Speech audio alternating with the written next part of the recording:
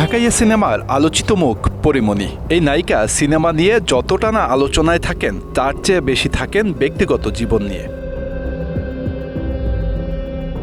বরাবরের মতো আবারও talk of the media Pori Moni. গ্রেপ্তারি পরোয়ানা জারি হয়েছে তার বিরুদ্ধে, তবে নতুন কোনো মামলা নয়, পুরনো সেই নাসিরুদ্দিন মাহমুদের করা হত্যা চেষ্টার মামলা।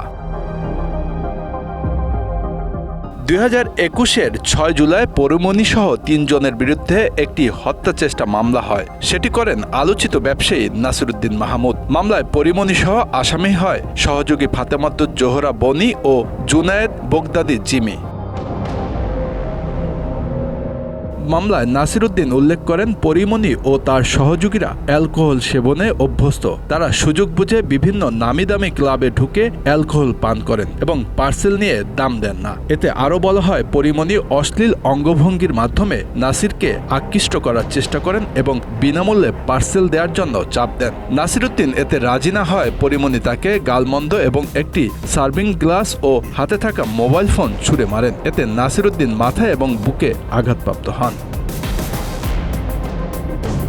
তিনি আরও বলেন, ঘটনা ধামাচাপা দেওয়ার জন্য পরীমণি সাভার থানায় তাকে সহ 2 জনের বিরুদ্ধে ধর্ষণ চেষ্টা ও হত্যা চেষ্টার অভিযোগ তুলে মামলা করেন।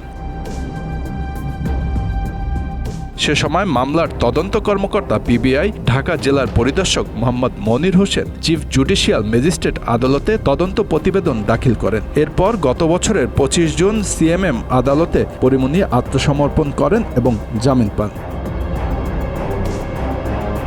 পুরনো মামলায় নতুন করে রোববার ঢাকার চিফ জুডিশিয়াল ম্যাজিস্ট্রেট আদালতে পরীমণির বিরুদ্ধে অভিযোগ গঠন করে বিচার শুরুর আদেশ দিয়েছে আদালত। একই সঙ্গে তার বিরুদ্ধে গ্রেপ্তারি পরোয়ানা জারি করা হয়। তার সময় আবেদন নামঞ্জুর করে পরোয়ানা জারি করা হয়েছে বলে নিশ্চিত করেছেন পরীমণির আইনজীবী নীলাঞ্জনা রিফাত সুরভি।